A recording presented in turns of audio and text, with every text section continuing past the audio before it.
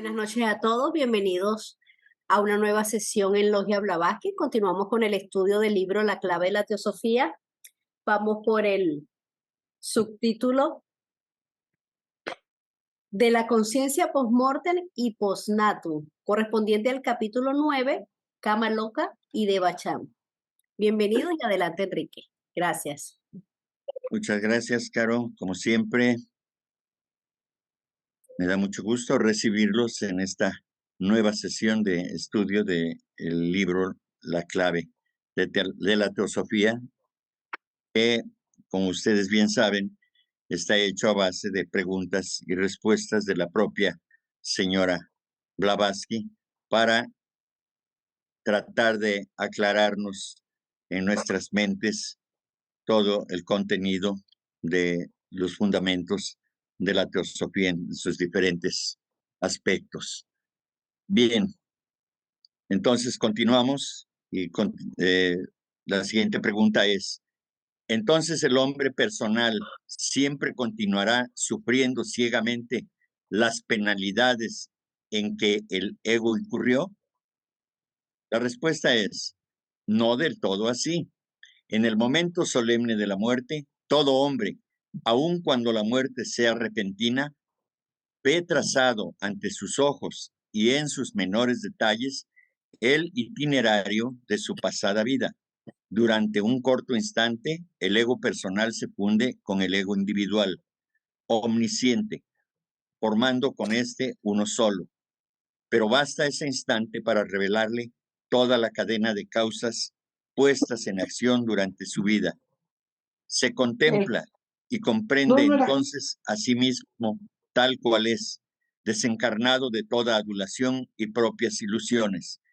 Lee en su vida cual espectador que dirige la mirada hacia el mundo que está abandonando y siente entonces la justicia de todos cuantos sufrimientos ha experimentado.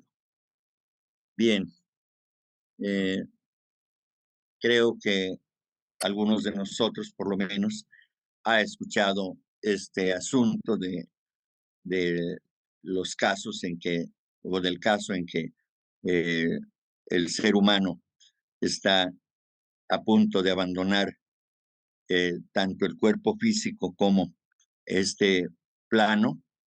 Es entonces que en cuestión de segundos, de instantes, y por llamemos la magia de la mente, y de la vida que se manifiesta a través de los diferentes planos, es el plano mental el que entra en acción, el yo superior, la mente superior, lo que somos verdaderamente, entra en acción y por algunos momentos el hombre físico, la conciencia del hombre físico, se funde con esa conciencia divina que es el verdadero ser interno, el hombre interno.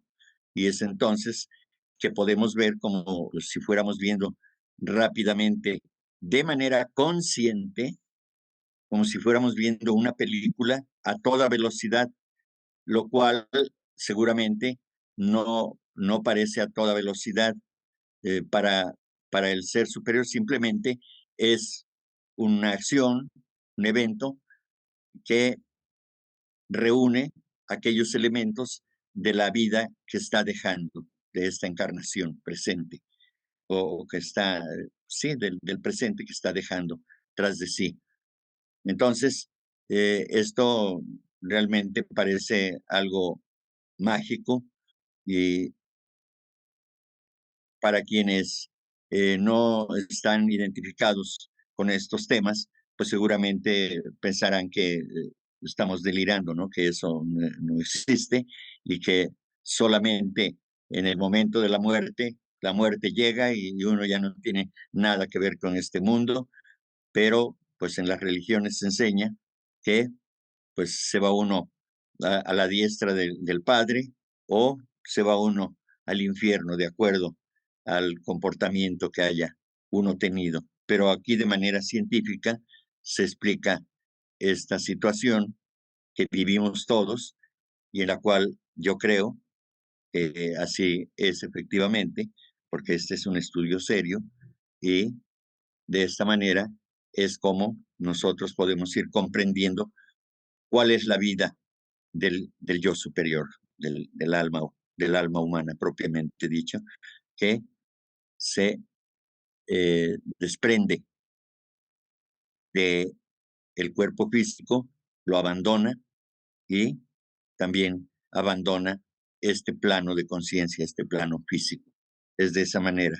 Entonces dice, basta ese instante para revelarle toda la cadena de causas puestas en acción durante su vida. Es decir, eh, aquí el ser humano aquí encuentra las causas, las razones por las cuales eh, está en la condición que está de todo lo que vivió, y es entonces que acepta que aquello que pudo cumplir lo cumplió y lo que no pudo o no quiso cumplir, pues ahí aparece y en el tribunal de su propio templo de la justicia reconoce, reconoce esa alma humana, reconoce que es justo eso que está viendo, que eso es lo correcto, lo que está observando, que no hay un ápice de mentira, que todo eso es real, tal cual, y entonces lo acepta, sin, dice aquí, sin adulación y tampoco sin hacer otro tipo de manifestaciones ilusorias. Simplemente se acepta porque ya no es la personalidad la que está actuando, sino es el yo superior el que está actuando y el yo superior ve las cosas de una manera totalmente diferente a como las vemos nosotros los seres humanos en este plano de ilusiones. Entonces, de esa manera, dice aquí que dirige la mirada hacia el mundo que está abandonando y siente entonces la justicia de todos cuantos sufrimientos ha experimentado. Es decir, no hay remordimiento, no hay reclamo, todo lo que ha vivido es lo que debía vivir por efectos kármicos. Y esos efectos kármicos son las causas que movió en su vida y en otras vidas anteriores y por lo tanto, para eso vino, no para expiar, sino para experimentar y para tratar de eh, equilibrar la balanza, aquella que fue desequilibrada por el propio ser humano. Entonces, eso se acepta. Dice aquí la señora Blavatsky que entonces la justicia de todos cuantos sufrimientos han experimentado se siente verdaderamente tal cual es. Bien, es lo que puedo opinar. Si alguien tiene alguna opinión para enriquecer este texto, adelante, por favor. Yo quería agregar también, Enrique, que por eso es que Sí, se dice que nadie muere inconsciente, todo siempre está consciente para ver esta película. Y por eso también se nos recomienda al momento de la muerte, los familiares y los dolientes, pues tener una actitud de paz, de serenidad, para no desconcentrar al que está desencarnando en toda esa película, que tiene que concentrarse y enfocarse en eso y no perturbarlo quizás con gritos y pues todas esas muestras de dolor, que hay que mantener calma y serenidad a pesar del momento difícil. respeto, Respeto. respeto es la clave. Respeto para ese acto sublime de la desencarnación. Gracias, Caro. Gracias, Enrique. Pues efectivamente, como tú comentas, yo me acuerdo que hay un dicho que es, no hay peor juez que uno mismo, pero yo diría que no hay mejor juez que uno mismo, ¿no? Y es cuando verdaderamente uno, sin egoísmo, ve todo, ahora sí que todo lo que pasamos en esa vista panorámica, ¿no? Como nos dicen los maestros. Y bueno, pues en esos momentos que uno, como aquí dice, ¿no? Que se funde uno con el ser, ¿no? Y definitivamente pues vemos todas las oportunidades que tuvimos, las que no tuvimos. Lamentablemente pues en América y en nuestro país pues no nos dan más tiempo. Ves que en el velatorio pues te mandan ahí y pues en cierto horario pues ya te van al crematorio o te mandan ahí al entierro, ¿no? Y bueno, en el entierro, bueno, tarda más en desprenderse uno, pero ves que en el crematorio, bueno, pues es más rápido y no dan mucha oportunidad. A veces cortan pues ese proceso que uno tiene de estar, pues a través del estudio de toda su vida, ¿no? Eso pues qué pena que no se dé, pero pues por lo mismo de las autoridades de salubridad, pues no permiten esa oportunidad que en unos países hasta 3, 4 días y hasta en el Tíbet creo que es una semana tienen el cuerpo, ¿no? Eso pues es lamentable, pero pues estamos por karma aquí y pues no podemos continuar. ¿Tú crees que llegue a afectar eso de que estás tú en plena observación de todas lo que sucedió en nuestra vida, que fue la última, y pues con ese corte por en el caso de la cremación, que yo considero que es lo mejor, llegue a afectar que no hayamos terminado de hacer esa reflexión? A ver, debemos aclarar dos cosas.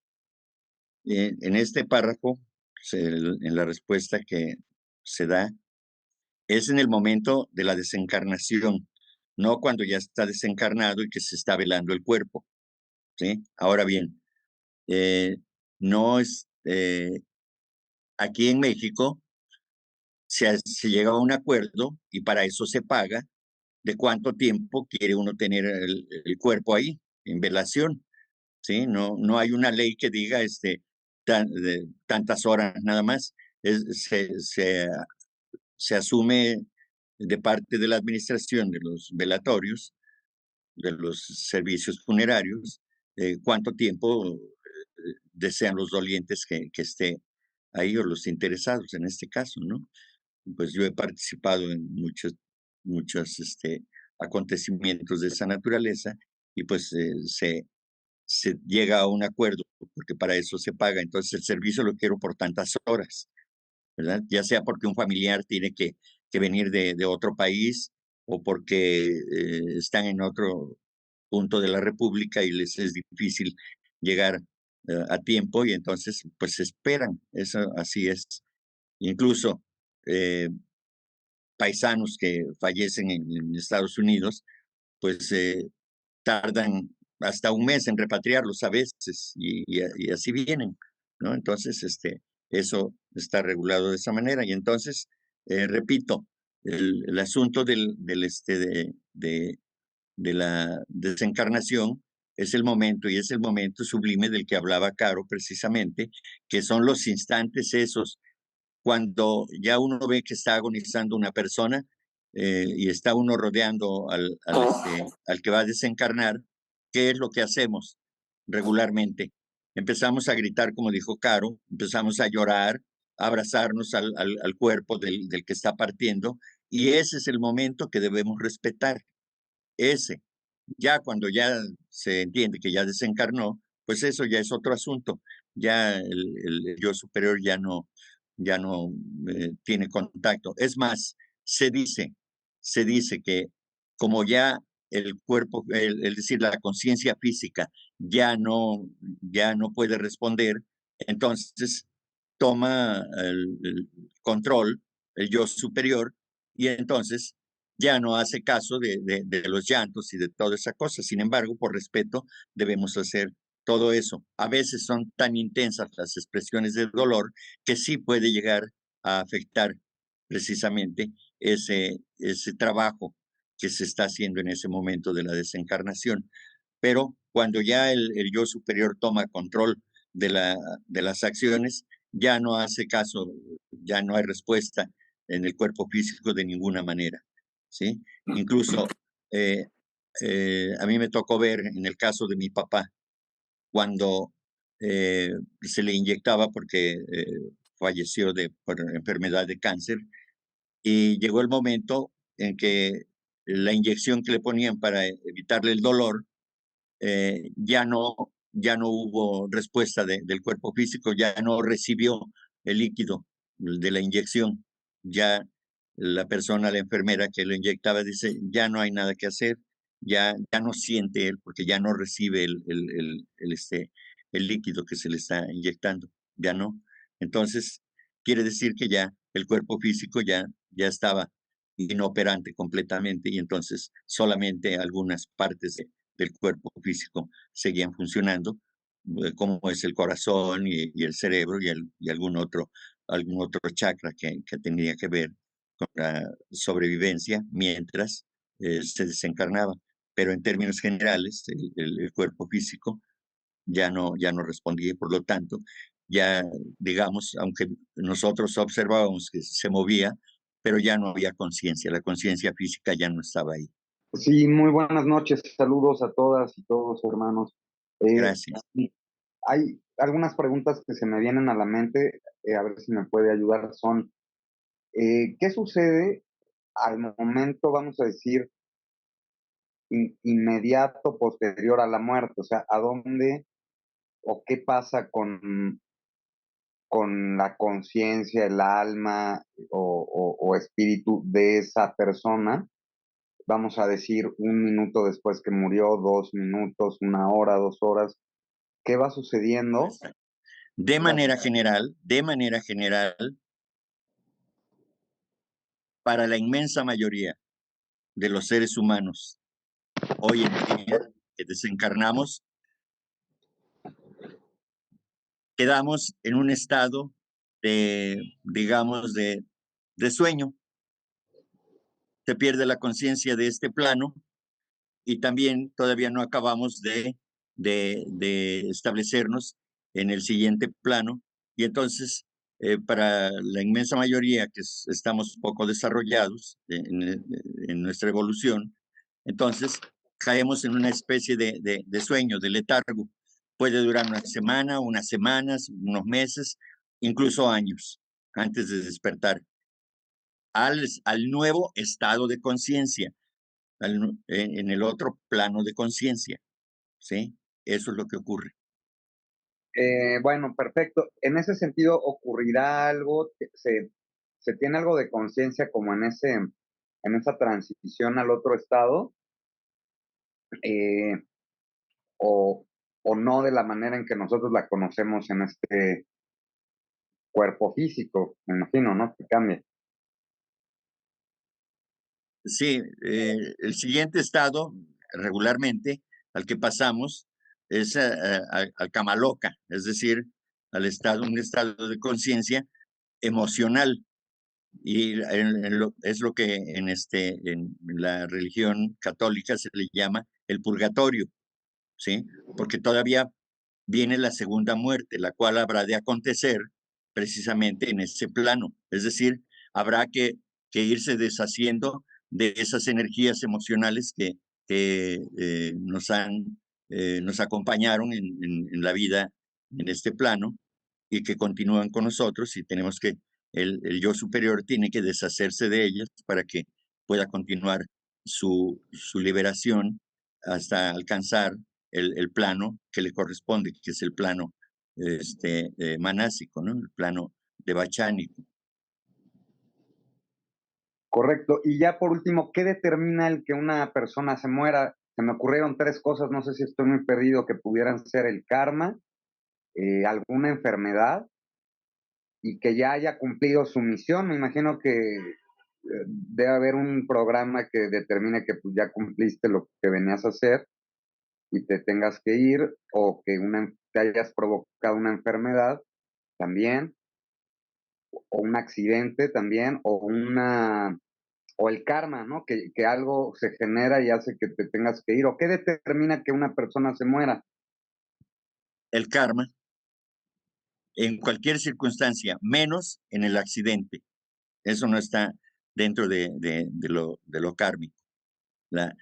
La vida normal y la desencarnación debe ser así de manera normal, digamos, ya sea por alguna enfermedad o porque ya se acabó la energía que por karma tenía disponible para esa vida. Es decir, las llamadas muertes que por vejez, simplemente, no hay ninguna otra enfermedad, simplemente sobreviene el infarto cerebral, el infarto cardíaco y hasta ahí termina todo, ¿sí? Pero todo es kármico, todo. ¿sí?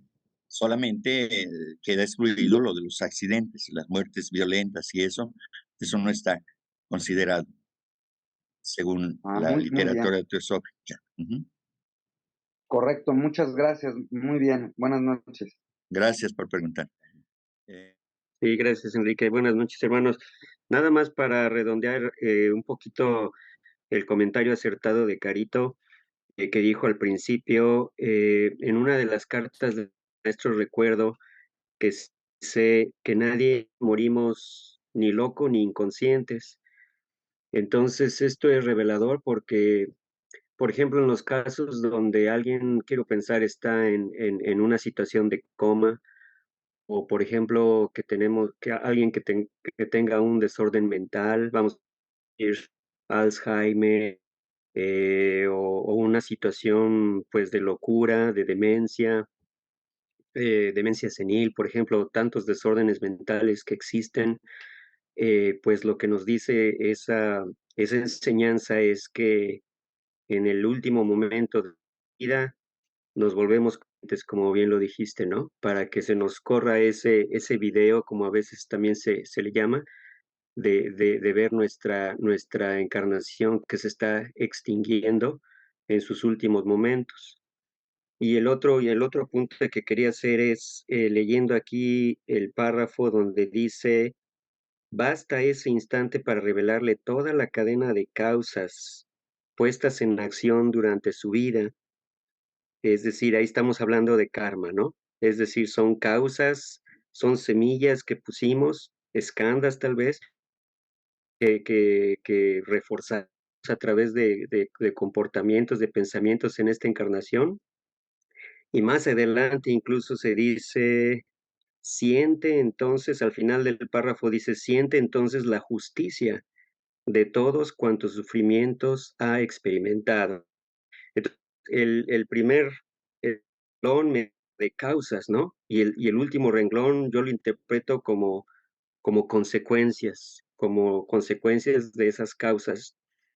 Tal vez no todas, ¿verdad? Porque, pues, se dice que lo que aquí hacemos de causas, en nuestra encarnación futura vamos es decir, sembramos un karma. Pero es interesante que dice, y siente la justicia de todos cuantos sufrimientos ha experimentado. Entonces lo interpreto como que también vemos ante nuestros ojos el karma, no nada más las causas, sino las consecuencias, causas y efectos, o sea, como si viéramos el karma al desnudo, nuestro karma al desnudo en ese momento sublime que estamos desencarnando. Eso es así como lo interpreto.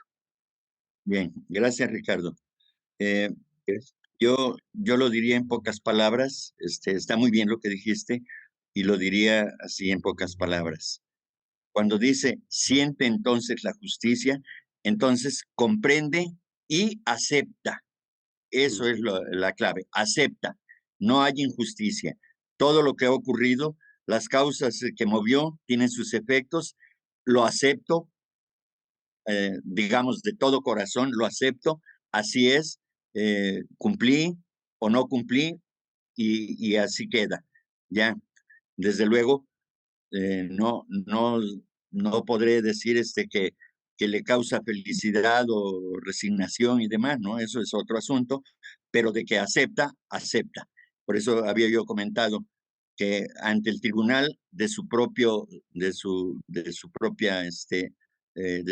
alma, comparece y es entonces cuando acepta todo aquello que, este, que todas las acciones que realizó y los efectos que derivan de esas causas que movió.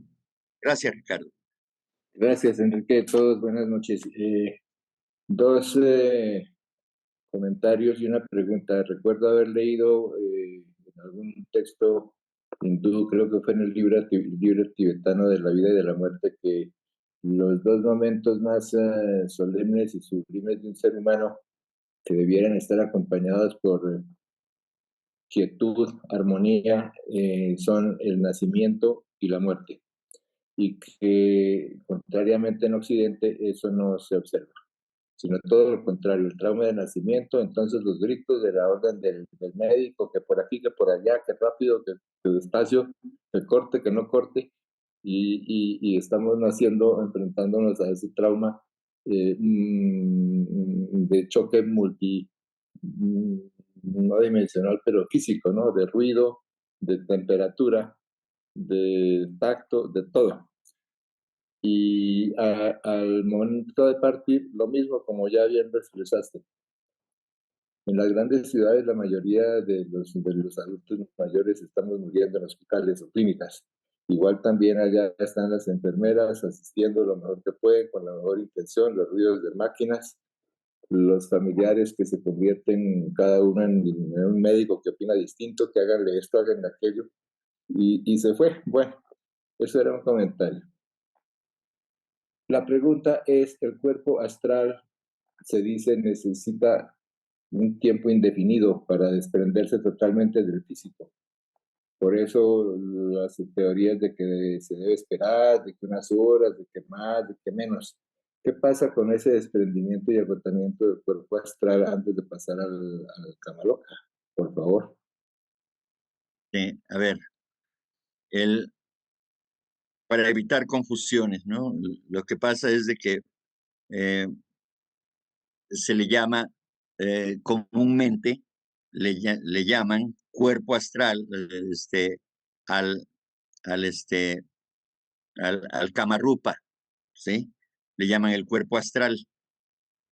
Pero en los textos teosóficos dice que a ello debemos llamarle el, el alma, el alma astral, ¿sí? Que es diferente del cuerpo astral, que es el doble etérico, ¿sí?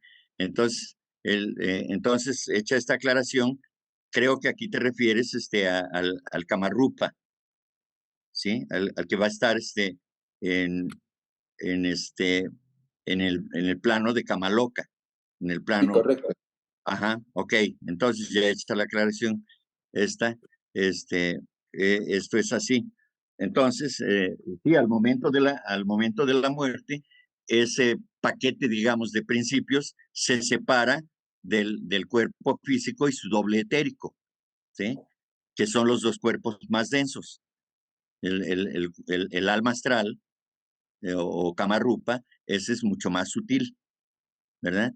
Y es entonces que ese se va a establecer en el estado de conciencia de Kama Loka, ¿sí? ¿Pero es algo instantáneo prácticamente o tiene un proceso de tiempos? No, el momento que se rompe el cordón de plata, en ese momento ya viene la separación del cuerpo físico con los otros principios. Ajá. ¿Sí? Es decir, el doble etérico y el cuerpo físico ya quedan, digamos, en este plano, en el plano físico, y aquí se diluyen con su tiempo correspondiente, ¿sí?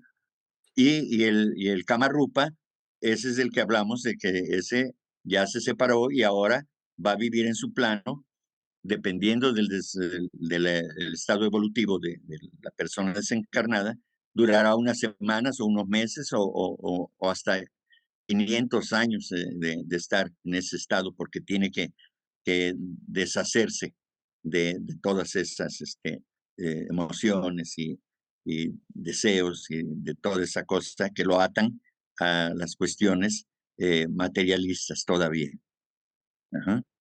¿Cuál era la otra pregunta? No, por el momento no. Muchas gracias, Enrique. Ah, ok.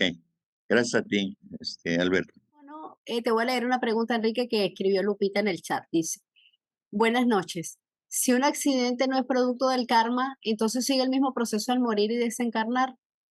No, porque en este caso, por ejemplo, los suicidas y los que mueren por accidente o por muerte violenta tienen que cumplir todo aquello por lo que vinieron inicialmente, es decir, a cumplir un karma, en este caso. ¿Sí?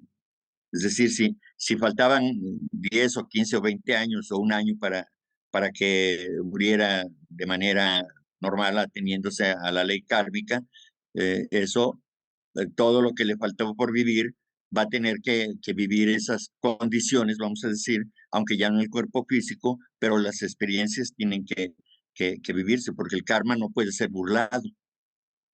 Si bien es cierto que murió el cuerpo físico, pero el alma tiene que seguir cumpliendo con aquello por lo que está atado a karma. Ujú.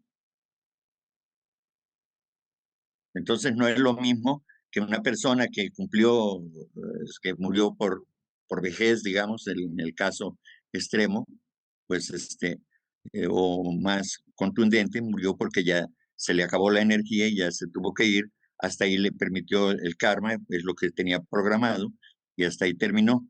¿Sí? En el caso de un suicida o de aquellos de muerte violenta, sea cual sea la causa, tienen que continuar su proceso para terminar lo que les faltó por vivir, vamos a decir, en este plano. Porque recordemos que quien vive las experiencias a través del cuerpo físico es el alma, no es en sí mismo el cuerpo físico. El cuerpo físico solamente es el medio, el instrumento de expresión, pero quien vive las experiencias es el yo superior, el alma humana, realmente. Entonces, cuando desencarna, el responsable de todo lo que ha ocurrido y por lo cual está atado a la ley kármica, debe continuar con su proceso, digamos, natural, pero el alma, el cuerpo físico ya no está, pero el alma debe continuar, digamos, digámoslo así, aunque no es lo correcto, pero para ver si se entiende de mejor manera, tiene que continuar su experiencia para saldar la cuenta. Enrique, está en la tercera línea donde dice, durante un corto instante el ego personal se funde con el ego individual omnisciente, formando con este uno solo. Se me hace difícil entenderlo porque el ego personal es tan denso y tan sólido, ¿verdad? Como para que el ego individual se funda con él por un instante, o eso es parte de una ley que tiene que darse. No entiendo bien esa oración. Por Ujú, favor, si eres tan sí. amable. Entendido el ego personal como el conjunto de emociones y de ideas donde tiene que ver la mente inferior, la que está ligada a este plano materialista, a este plano egoísta, a este plano de egoísmo, ¿sí?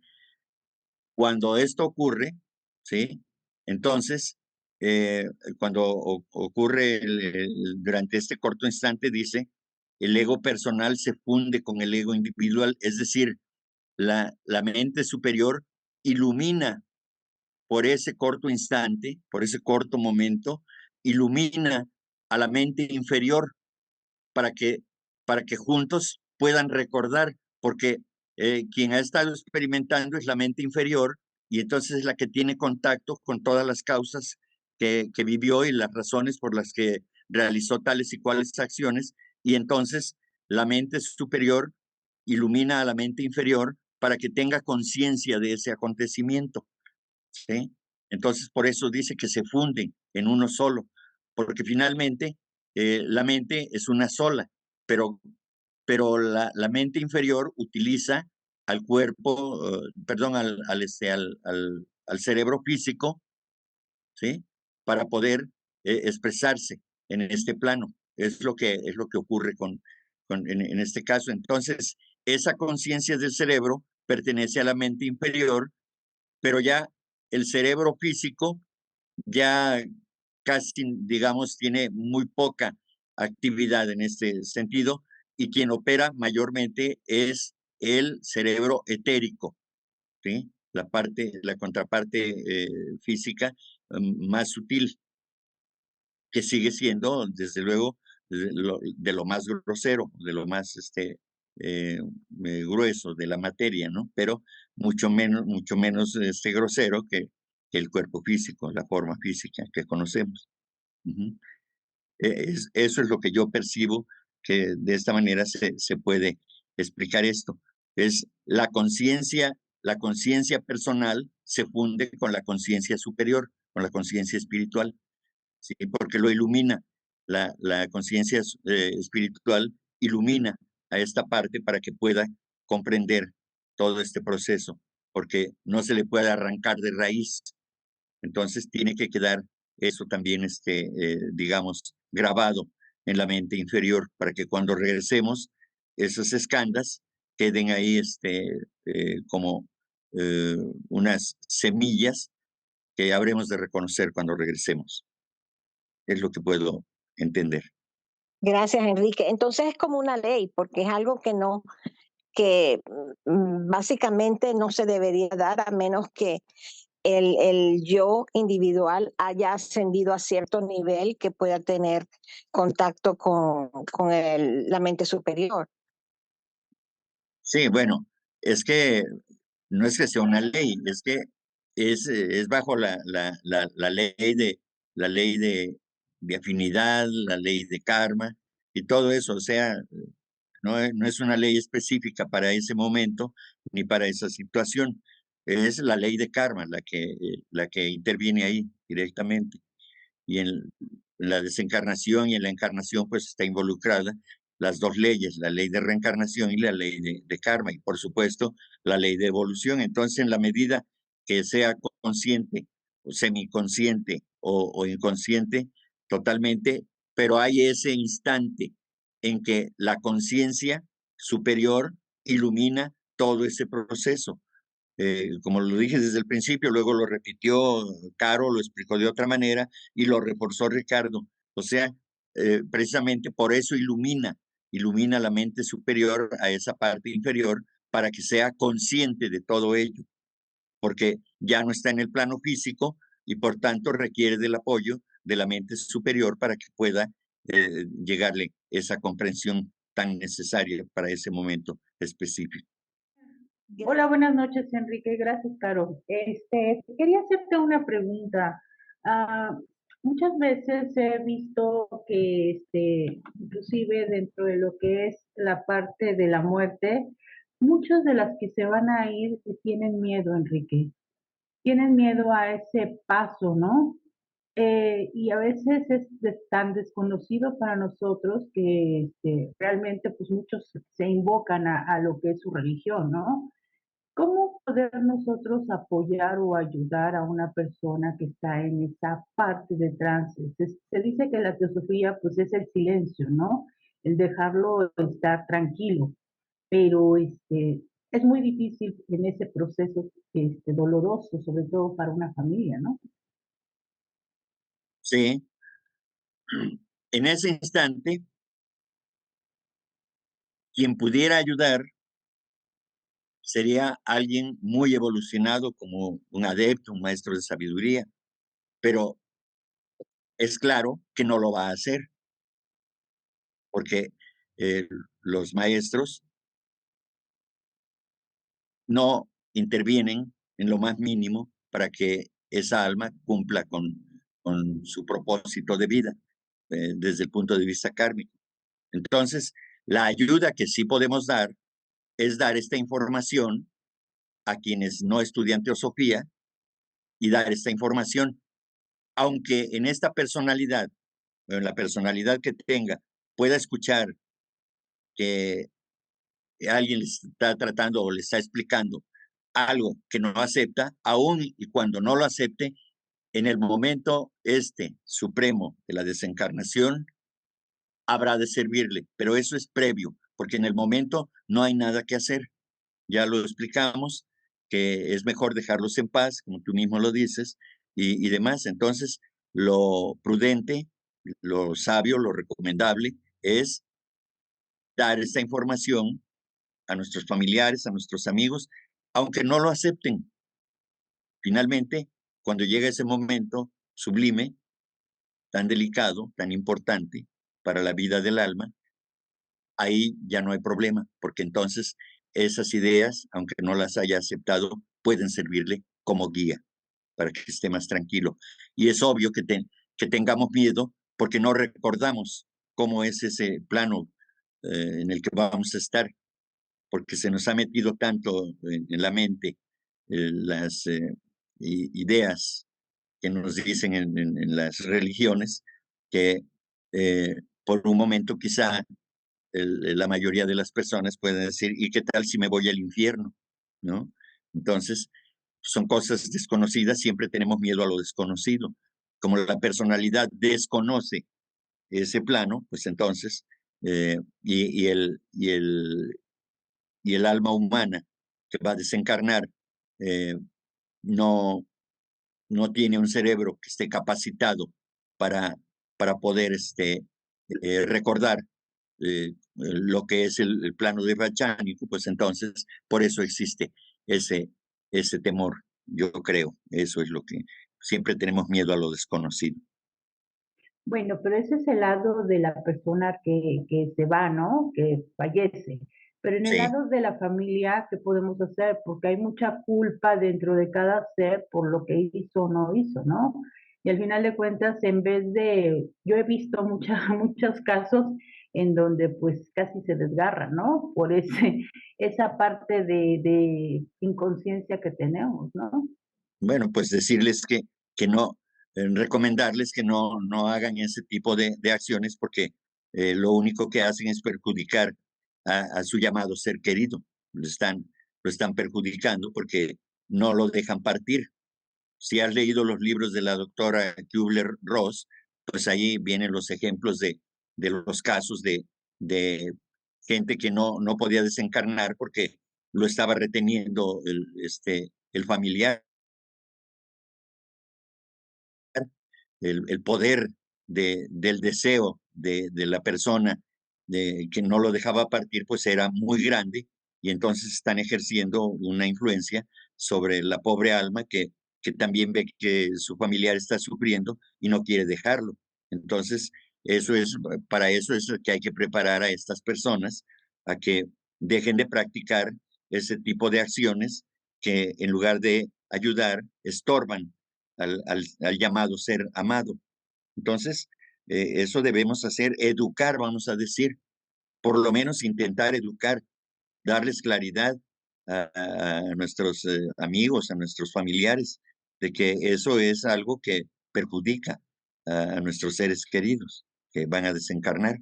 Entonces, en cualquiera de los casos, todos debemos estar en paz. A ver, cuando vamos a dar el pésame a alguien, cuando vamos a acompañar y que decimos que vamos a apoyar a ese familiar que perdió a su ser querido, el apoyo que vamos a dar es que vamos a fortalecer el dolor de esa persona, porque llegamos a llorar, abrazamos y comparto tu dolor y me pongo a llorar también. Y eso es algo de verdad pernicioso, porque incrementamos, si nosotros pudiéramos ver la actividad de los elementales que se están moviendo ahí y elementarios, además, que están induciendo a las personas a que se expresen en ese remolino de pasiones tan